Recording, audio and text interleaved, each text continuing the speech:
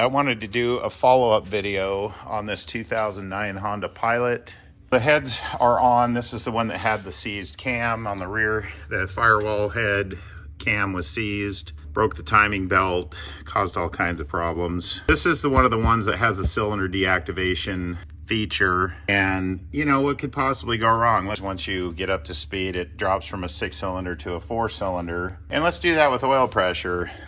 Gee, and then run 20 weight oil. I wonder why the cam's seized. Anyway, so I wanted to show a couple things. First of all, do you see that resistor? That little resistor fakes out the computer. I have that in the coolant temp sensor, and that makes the computer think that the engine is not quite warmed up. And there's different ones of these. This one was too much, so it put the check engine light on. But you put enough resistance in the wire to the computer from the coolant temp sensor that it never quite sees the engine warmed up all the way, even though it is warmed up all the way. And it makes it so it stays on 6 cylinders all the time. So there's that.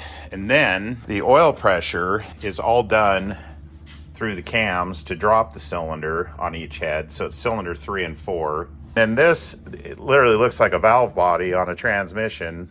And this is actually for the other head, but you get the idea. There's even a separator plate that goes in here. And this is all the passageway stuff for the oil flow through the cam and through all this crazy convoluted valve train stuff to make the VTEC and the cylinder dropping happen. I want to explain something else, and it's done similarly on all of these engines that have variable valve timing. You got all these oil passages. You got, in this case, there's even a separator plate, just like would be in the valve body of a transmission. And then what would be here would be a solenoid and a sensor. So the computer gives the command to open the solenoid, and the oil flows into the cam phaser, which is basically it's the sprocket that's turning the chain. This is a little bit different. This is a belt, but just for instructional purposes, the oil goes through the cam. It goes into what's called the cam phaser. It's the hydraulic pressure from the oil rotates the cam in relation to the timing chain, and so it advances or retards the cam or valve timing. So for all those that have said, you know, my comment sections, you have to run the 0-20, engineered and designed, that there is some truth to that, and let me explain. So when the computer gives the command to open the solenoid to change the valve timing, then the oil needs to flow in there fast enough to change the valve timing within a specified time. And the sensor picks up on whether that happened or not, or whether it happened fast enough or not. And therein lies the problem with running too heavy of a weight of oil. If the computer gives the command to change the valve timing and the sensor doesn't see that it happened fast enough, it'll put the check engine light on and you will have cam codes. However, if you run a heavier weight oil and it's a good oil and it flows as good, if not better, than a cheap 0-20 weight oil, it'll still get in there plenty fast enough and it'll still do exactly what the computer likes to see, and you will not have cam codes, and you'll be running way more protection for your engine because you've got a better viscosity oil in there. In fact, I've had Subarus seem to be the worst, but especially the 6-cylinder Subarus. Tribeca, for one. You go into the cheapo oil change place and have a cheap oil filter and it's just the cheapest garbage oil, and they leave and they have cam codes. I've had numerous of those and other brands, but Subaru, like I said, from what I've personally seen, they seem to be the worst. They'll come and they will have 4 cam codes, and all I have to do on those to fix them is change the filter and the oil and put good oil in that actually flows, still bumped up 1 weight from the factory weight, and all the cam codes go away.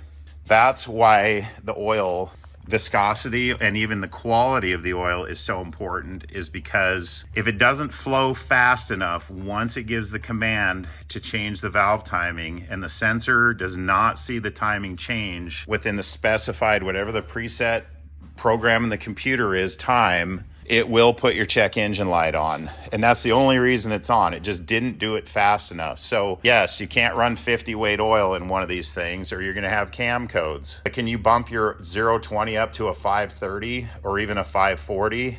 You absolutely can, but you have to run a really good oil that flows good to do that. Anyway, to summarize, I don't even stock a 020 oil in my shop. I refuse to put that in any car. This is what everything gets bumped to right here. If it calls for a 530, like in a Chevy Silverado, like 2015, I'm gonna put this in. That's what it calls for, that's what it's gonna get, and it's enough. But all these 020 cars, every single one of them, this is what I move it to.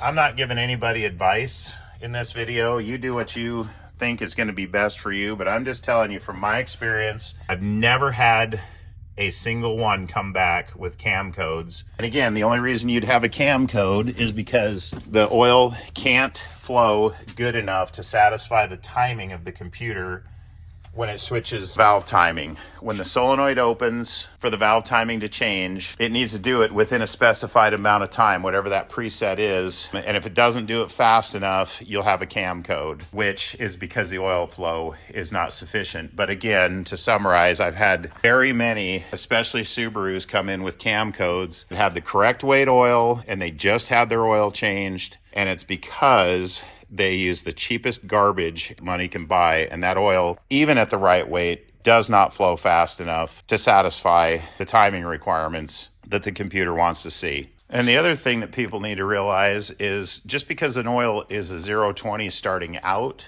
it doesn't mean that it stays that in your engine. There are numerous factors that change the oil's viscosity when it ages or as it ages. But even on this Honda Pilot, this one called for a 520. And I've got 530 in it right now, and it has no cam codes, no other codes of any kind, and it's running just fine. Everything's doing exactly what it needs to do. When it's being given the commands to switch things around, it's all working because the oil flows good enough that the computer stays happy. I've also heard the argument, well, they're tighter tolerances and got to run thinner oil to, get in between the parts or whatever. The oil is going to get in between the parts. And here's another thing to consider. When it's cold and you start it up, the oil that was in between the parts from the last time you ran the car, do you want a 20 weight oil in between those parts on a cold startup? Or do you want a 30 weight oil in between those parts on a cold startup? What do you think is going to be better for protecting the car on the cold startup? So that's that.